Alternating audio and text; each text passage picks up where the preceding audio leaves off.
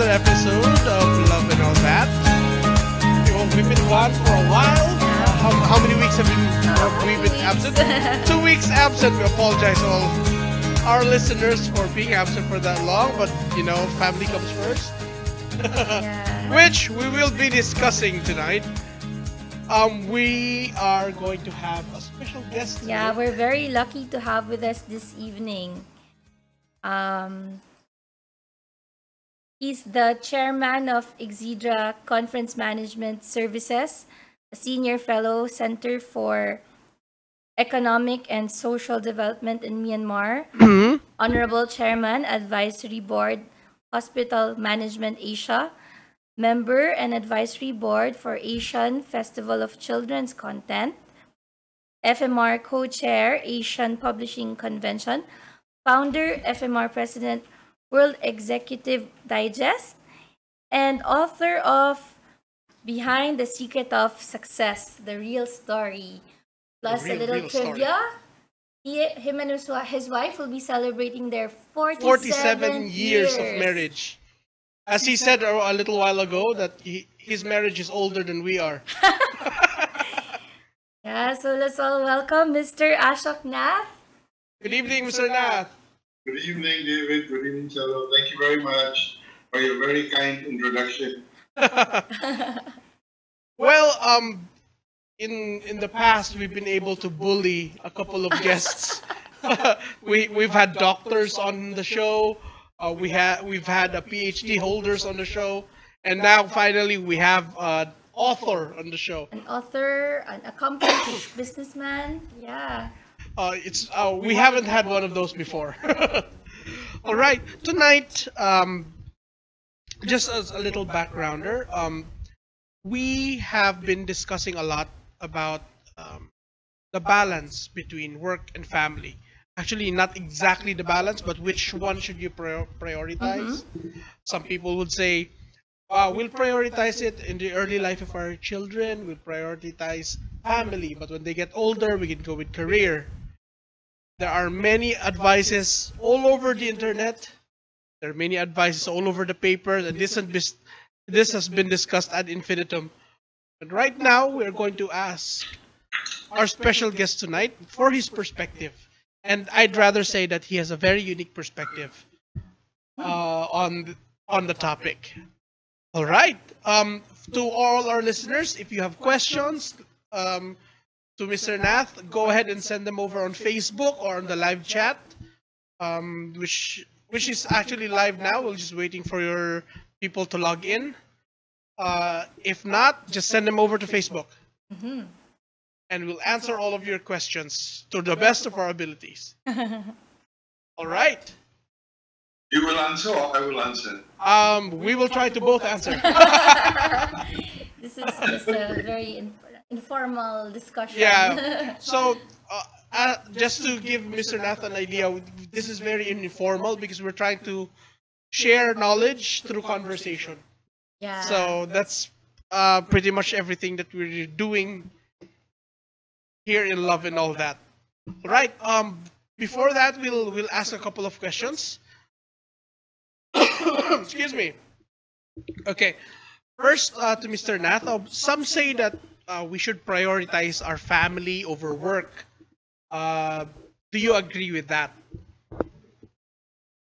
Well, okay, I hope to put to rest this family and work business and discussions this evening for everybody to fully understand.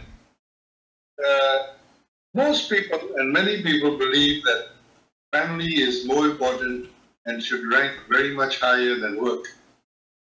Some people say that our loyalty really needs to be with our family, and they are not wrong. When all is done, you live with your family, you grew up with your family, you grew your own family. So family, you owe your loyalty to your family. You have a greater responsibility to your family, especially to your children, to bring them up, to be around when they are waking, when they are growing up, to help in their education, to play with them, to smile with them, and sometimes to be sad with them. Also, family is more important than work because many people say family is more important than work because we want to be with our family. many of us who go to work because we have to work, but we want to be with our family. And then the others say, family must be more important than work because it means work is the means that provides the leisure for us, leisure time for us. Work is the means that provides for our family. So in the end, we're doing it for the family and for our health and for our leisure, not for the business that we are working for. Therefore, many say family is more important. Some others say that we can work better if we have time off and we can spend time for our family. And if we are workaholics and working all the time, we won't be as better workers, we won't be as better professionals as we are if we don't have time off to seek our health, to seek our leisure, and to be with our family. Then the others say, what is life if it is all work? It is useless. And there is a poet, I don't remember the name right now, but he says, what is this life so full of care if we have no time to stand and stay? So there are many, many good arguments, and I could go on and on. I want to save some time for the question and answer. There are many good reasons why family really comes over work, and some say there's no contest. And all of those who say this, I'm afraid, are wrong. Anybody can make this argument, and most people do make this argument, and most of them who make this argument, I'm sorry to say, but don't get angry with me right now. Those who are family oriented, wait till the end of today before you decide whether this makes sense or not. But those who put family over work are wrong. And that's my answer to your first question. So, would you say that some people would say that we should prioritize work? Is that what you're proposing? I'm not proposing that, but I can go over the arguments that group makes. There's a very, very strong argument that work should come over family. After all, the biggest argument almost clinches it. After all, work provides the wherewithal. Work pays for your family. It's what you work that pays your salary, that pays the rent, pays the food, and allows you to travel with your family. And it is the money you earn from your work that goes to your children's education. So how can you say that the means for getting all of this is less important than the end? In the end, it's the wherewithal is provided by work, and therefore work is more important. They also say, in a joking sort of way, that work is the only known cure for poverty. And this end of story. If you don't want to wind up in poverty, work. Work first, family next is a very, very strong argument. Unlike in the family where there is love and camaraderie and growing up together and sharing together, work is more of a competitive environment. And it is an environment where there are many different kinds of people you have to deal with. And therefore work should be given priority. You have your boss to contend with, you have the customers to contend with. You can't say no to your boss, you can't say no to your customers. Customer needs something, you have to deliver. So this group then says, don't give up your work, don't think family is more important. Work is not just more important, it's even more difficult than being with your family. Therefore you have to prioritize work. And we all know that unless, of course, there are other reasons, normally speaking, those who come to work, those who are the first to arrive and the last to leave work, always do the best in the company, in general. And so there's a long list of very, very strong arguments that work comes over family, and you can't argue with it. And all those who think this way are also wrong. Oh, so in the last decade or two, there have been a third way of doing things, developed a third way of doing things, generally referred to as work-life balance. There have been a lot of articles that refer to work-life balance, including articles in Forbes, including in Modern American Management. And is this the way to go? Is this the answer to the age of old question of work versus family? Well, okay, I'll start with some of the arguments of work-life balance. In the last few decades, it has become very, very popular, together with terms like corporate social responsibility, things like that. Arguments are very strong and sound on all sides. Work-life balances don't get caught in extremes. Don't get caught with putting all your emphasis and time into your work. Don't get caught with saying that family is important, so every time there's a conflict between family and work, you will choose your family and thereby let your work suffer. It says no, find a good balance. There are many advice given, as you said earlier, over the internet and other sources, that you can balance your work and your life. By life, they mean your family, your health, and your leisure. That's the life part of the work-life balance. Work, of course, when you go to work every day. And so don't get caught by the two extremes.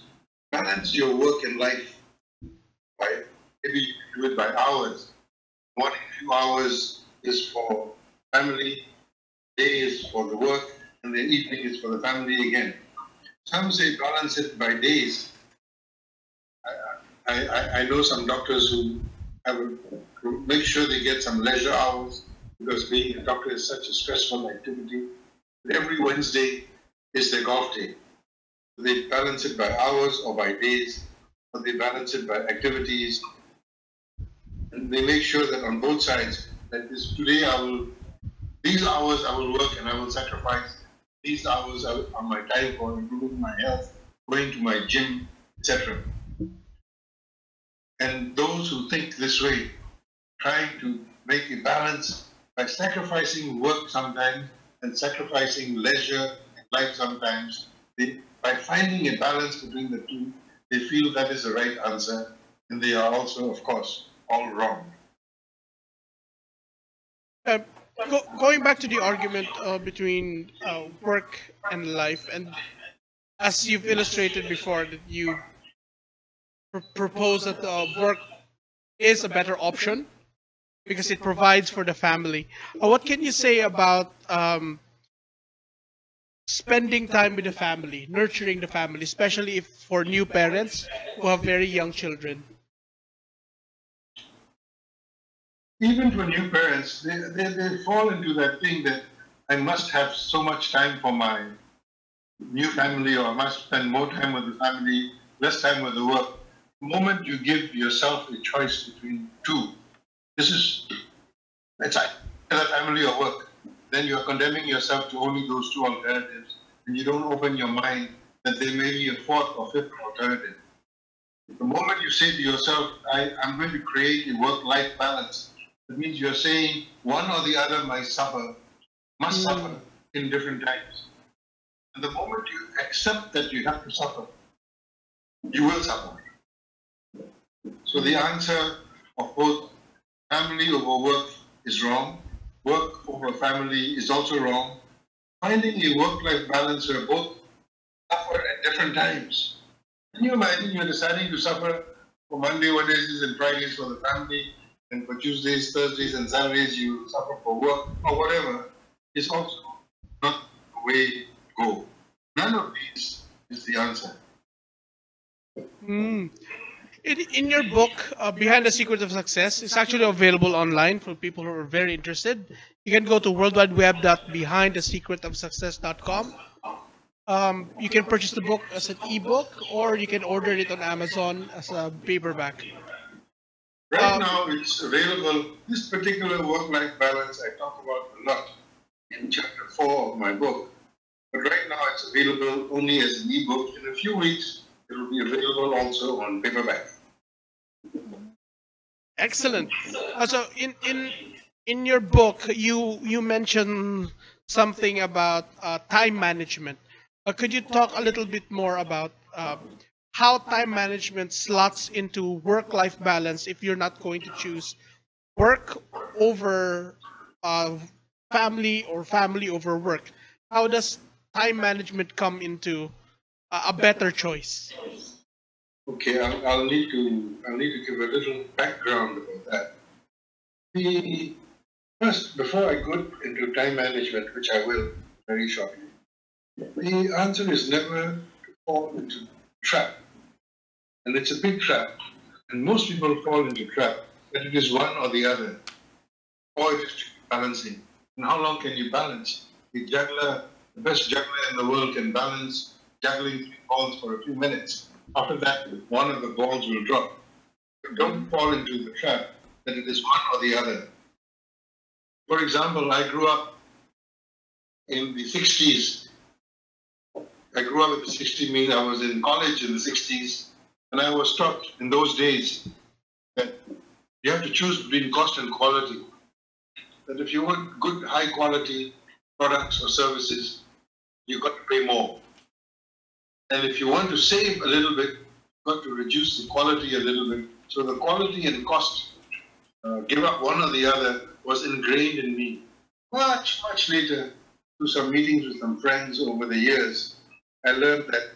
And now the whole quality movement has proven that you can produce high quality at low cost, both at the same time. The moment you don't fall into the trap that you have to choose one or the other, and just say to yourself, I can get both. So you can get both time for family and time for your work, and spend enough time for everything else you want to do if you have good time management. The answer really is to prevent conflicts in the demand for your time. It's different from balancing. You've got to create enough time in order to be able to have enough family time, enough leisure, enough work time. And there are many other ways to do that, but I think we'll be moving outside a little bit of this today's discussion. I'm happy to answer other questions you have. But the answer is to prevent conflicts in demand on time. And the key word there is prevent. If you can prevent your boss from calling you on a Sunday is yours. If you can prevent your customers from calling you on a Sunday, then the Sunday is yours, fully with your family. You're not sacrificing anybody, and you're not sacrificing your boss or your customers, because you have found a way to prevent it. How do you prevent your boss calling you on a Sunday? Well, you have to be creative about that. Just make sure that whatever assignments is taking place, that you have sent him the assignments, that you have told him that you've done that, you told him you're going on a family picnic. You can prevent the boss from calling you and asking you things on a Sunday if you've given the boss everything he wants for the week. You can, most customers are good. You're a customer, and I'm a customer. We are also service providers at the same time. Most customers like you and me are good people. And customers also are reasonable. If you give the customer everything he wants to know and have service checked and made sure that the product you deliver is working, you are preventing him from complaining and calling you on a Sunday. So the big thing there is you have to prevent problems from happening. You have to manage your time the best way you can. And these are some of the 30 building blocks that I described in my book. That's a very, very unique way of looking at things. Because most people would go family, or most people would go just work. It's like a paradigm shift, right? It's not a either one or the other. Oh, it's not an either or thing. Yeah. Because if you choose an either or, you will in the end wind up being miserable. Choose leisure and family and health all the time, and then your colleagues are working hard and progressing. 10 years later, you are still in the one-bedroom studio apartment, and they all own their house in Das Marinas or Forbes, or at least they own a condo and their own units. You will become unhappy. And if you just work hard and hard, and you build a big house, and your family life is all spoiled, you will become unhappy too. So it's the moment you decide that the choice is 2 or 3, you have condemned yourself to being miserable. The choices are many in life. Just a quick question. When you say that you prevent these things to be from being in conflict with each other, I would assume that it dictates that you have some sort of control over your work. With that in mind, would it be safe to assume that better control over your work hours is necessary to achieve this kind of paradigm shift in the way you view family versus work?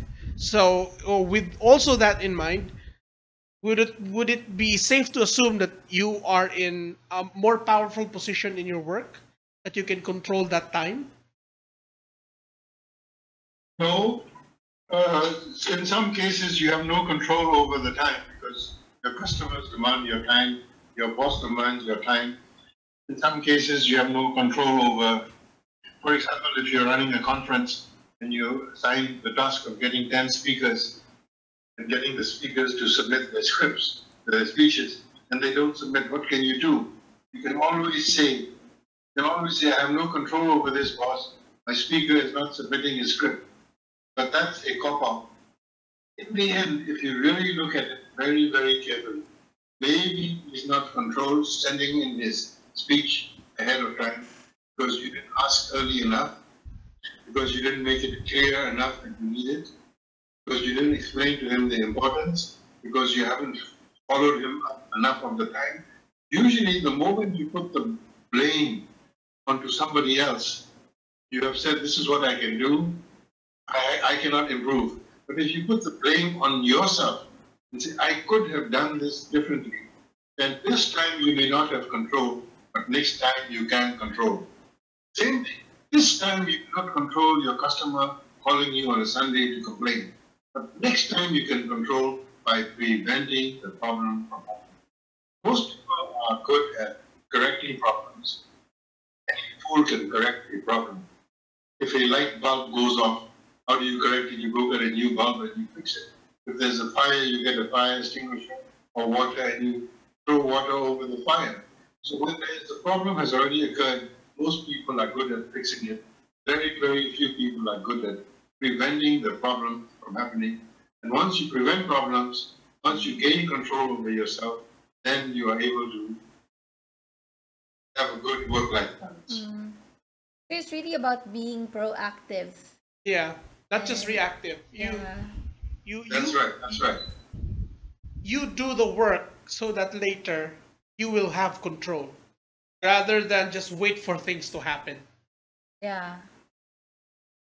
Then you control by saying, if you feel something is coming or a problem is coming, then you can work that Saturday so that you don't have to work that whole week. You can just put in a few hours. Usually it's a matter of putting in a few hours when it's necessary to prevent the problem from happening. And that's all that it takes. So, just going back to the discussion regarding the choices that people make, and so for people who haven't read your book or listened to this podcast, they would always say that family comes first. Family comes first. Well, most Filipinos would. Yeah, it's a cultural. It's a cultural thing.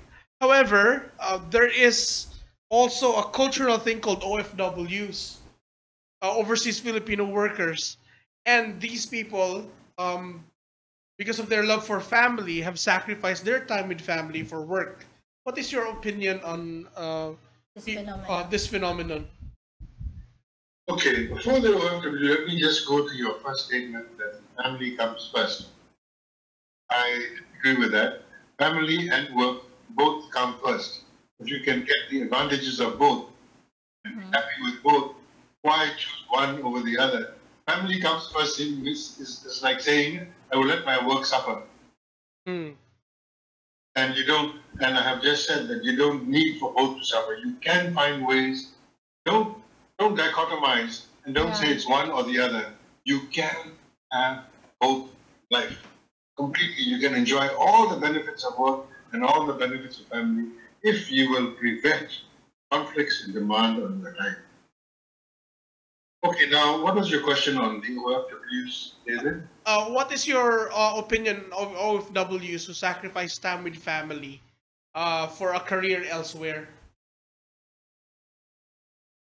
Oh, that's very good and very difficult question. There are a few OFWs countries in this world. One of them is us. Then there are places like Pakistan, Bangladesh, Yeah, there's Indian construction workers, so forth. So going back to Filipino OFWs, again, it goes back to the principle that I have a choice. They seem to think they have only two choices, and both are wrong. To think that it's wrong to think that you have only two choices. One choice is I can stay in the Philippines, hardly get a job sometimes, it doesn't pay well, and I can be poor. And I can't buy a refrigerator and a small TV set for my family. Or I can first give all that up, don't spend time with my family, go abroad for 2 years, maybe 3 years, don't have time with my family, give all that sacrifice, but I will at least be earning something good. If there were only those two choices, I would agree.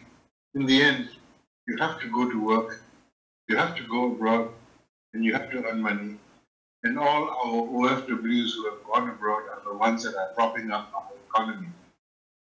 Oh, it was all the manual OFWs, and nowadays it is the young professionals who are sending back a lot of money to our country, which is good.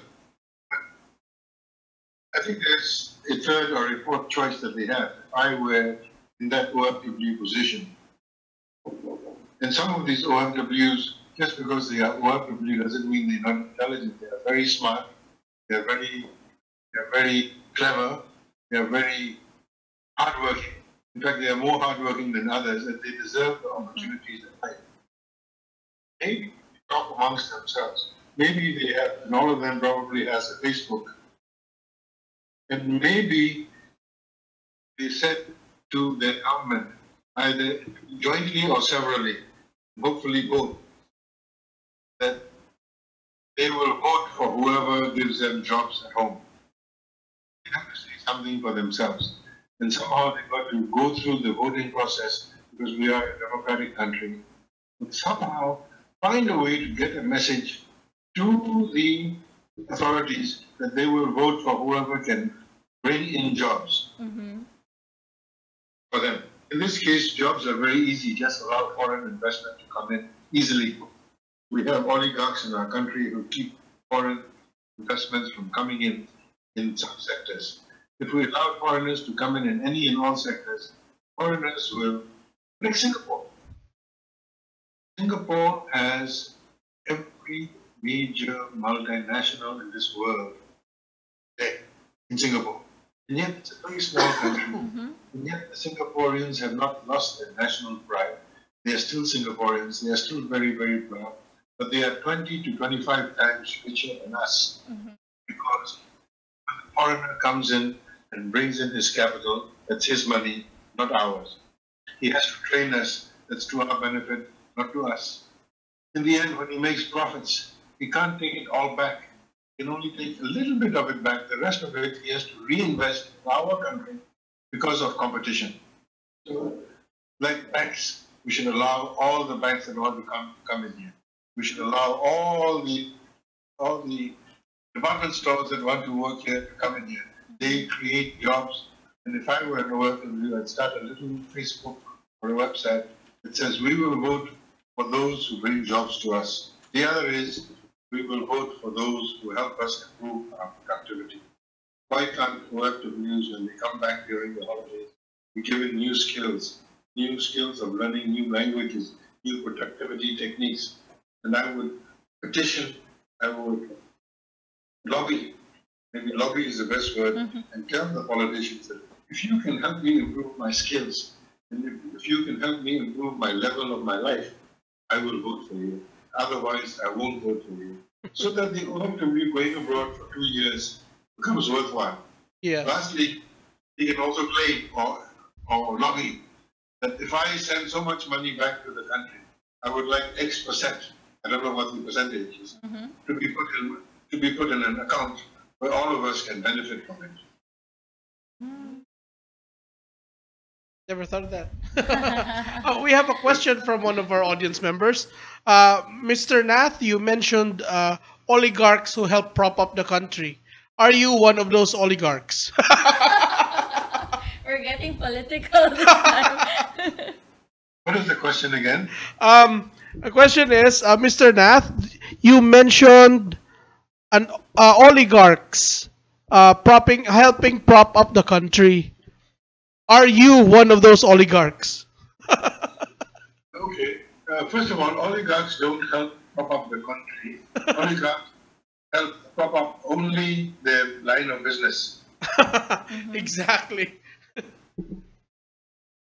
And those countries which allow foreign investments to come in, people to bring in their own money to train all of us and make us, to hire all of us, are the good guys in my mind. Am I an oligarch? No. I'm a very hard-working guy who worked about, for me, working hard starts at a minimum of 60 hours a week. And I must have worked 70 to 75 hours a week, 7 days a week, for 40 years to get to where I am. Because I couldn't trample on people, lie, or cheat. Thank goodness you did it. We wouldn't be talking to you right now. Yeah, Probably be in jail somewhere. and he would be able to write his book. Exactly. Share his Which secrets. we mentioned. There's a question here from one of our audience members. What? Here we go. Give me a second. Okay. What are the tools that you can recommend for us to start changing the way we view work-life balance? That's a good question. Let me answer one of the tools first is to buy the book. That's why I'm speaking for you today. Yes. Another one of the main tool is to buy the book. Go to worldwideweb.behindthesecretofsuccess.com. You see, to the reader or to the listener, there are a lot of people who work hard in life but don't succeed. And there are more people who work hard that don't succeed than who do succeed. Much, much more don't succeed. There are many people who have contacts and friends and access to capital that don't succeed than do succeed. What is happening? Why are so many not succeeding? If you want to know the secret of that, buy my book. Yes. How much is the book, Mr. Nath, if you order it on PDF or EPUB? $7.99. $7.99. All right. Worldwideweb.behindthesecretofsuccess.com. If you want to learn more about the book first before you purchase it, you can listen to this podcast or go to just search on Facebook, Behind the Secret of Success. There's a Facebook group there, a Facebook page that you can check out, see what it's all about. I've read the book now. I'm on my last chapter, and I can definitely recommend it to anybody who's wondering how to improve my life right now. Not just my career, but my life. So okay, again, worldwideweb.behindthesecretofsuccess.com. All right. That question. What else can we use as leverage? What are the tools that we can use? May I ask, Mr. Nath, if would you say is the role of technology in shifting your view in work-life balance? How you go about your paradigm shift in looking at work versus life? Okay, first of all, the problem is that I don't agree to the looking at a work-life balance. I don't agree with the word. I'm a Buddhist. And one of our most basic tenets of Buddhism is Nisima. I say it in Pali. I'll say this in Pali or Sanskrit. Nisima Padipada. I say it in Burmese. Ale Allah Lahu Lakshe. Means you follow the middle path. So your life is about finding a balance. But in the particular case of work-life balance, it's a dichotomy. You're not really finding a balance. It's admitting and accepting defeat before you start the battle, that one or the other must be combined. So I'm not sure I agree with the premise that we can't enjoy both work and life at the same time. But technology will generally make the world more competitive. Because of technology now and because of outsourcing and so forth, The Filipino, for example, the Filipino IT person now has to compete with the Indian IT person, and he has to compete with the Chinese IT person, and soon you have to compete with the Bulgarian IT person. The world has become more competitive. Definitely, technology says that you now have to become good or better than what you were before to be successful in the new world. Technology also, because of the competition that technology brings, you will need to learn how to improve your time management and your productivity. The more competition you have in life, which will be there because of the technology, the more you need to improve your productivity. You need to retool. I feel sorry for many people who are stuck in the old ways and not even improving their basic technology savviness. And if they don't retool, they will be far behind. Technology requires that everybody retool themselves. Mm. Well, with that in mind, furthering one's career, furthering one's job through further education, like learning a new computer language, learning new management skills. Would you also agree that the same holds true for family? Do you need to educate yourself more about child rearing, how to become a better husband? Would you agree to that tenet? Again, not really. I think if you have to be told how to be a good family man, then you can't be a good family man. I believe that's one area that shouldn't require teaching. It should come naturally. Mm. If you must say, the basics in life are, whether it's for family or for work or in life in general, we've come to forget that the basics are important. The people keep going on little crusades, like the crusades of corporate social responsibility. I kind of laugh at that because we are all supposed to be do good. We are supposed to be fair. We are supposed to be kind. We are supposed to be generous. We are supposed to be courteous. And love of family falls within basic human, not getting the right word for it, but love of family and treatment of family should be ingrained in you. Ingrained. You shouldn't need to be trained, unless there's a special problem that you need to go to psychologists or something. But in general, it's something that you're born with. Mm. I We can are all agree. born with. I share your feelings regarding corporate social responsibility because these are certainly just excuse to avoid taxes anyway. All right. Barring any other questions from our audience? You have any questions? All right. Mr. Nath, thank you very much for joining us tonight. Thank you so much. It's a very Thank you also interesting. for inviting me. Thank you for inviting me, both of you. Very nice of you. I'm very curious about the book because I know a lot of Filipinos are really very hardworking. Yeah. But yeah, it seems like they just can't seem to move forward. So I'm curious, what's the secret?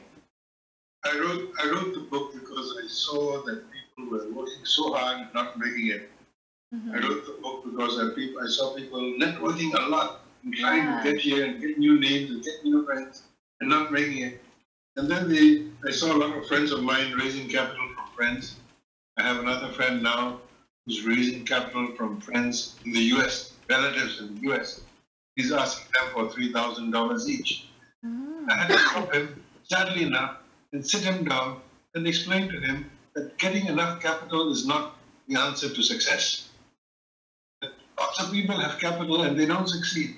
And then he asked me, what's the secret of success? And I told him, buy my book. Yeah, I'm intrigued. Maximum $8, people. Buy the book.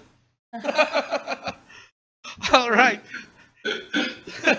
Thank you, Mr. Nath. Thank you very much. Thank you once Thank again you for so joining much. us. I hope you can join us soon for another episode.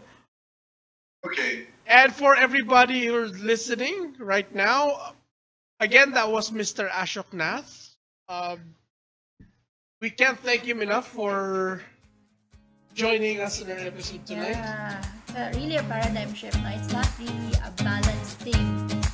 It's you can be a good family man or person, and still be excellent in your career at the same time. Yeah. Exactly. Don't give up one or the other. Don't give up. Remember the good old Filipino saying, "Tawak kudak."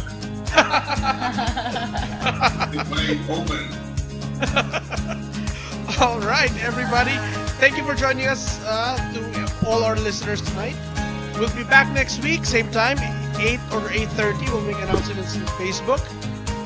In case you just joined us, the later parts of the show, you can listen to the show again. This is recorded. Yep. We'll post the link on Facebook as well and on Twitter. Thank you, Mr. Nath. Have a good evening. Good night.